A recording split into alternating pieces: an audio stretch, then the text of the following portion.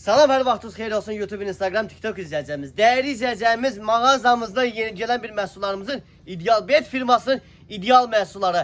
Tək nəfərimizin qiymətləri, dəyərli izləyəcəyimiz şok endirim qiyməti, hər yerdə 30-35 manat satış olan bir məhsullar. Bizdə tək nəfər qısa konkret 17 manat, taxtınızın qiyməti 20 manat, dəyərli izləyəcəm.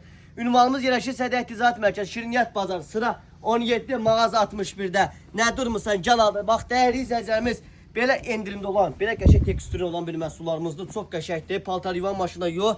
Antoloji, antibakteriyel, ortopedik, təzyiqi, alergiyası olan insanlar tərəfdən çox mükəmməl istifadə olur. Gəl İlham bəy.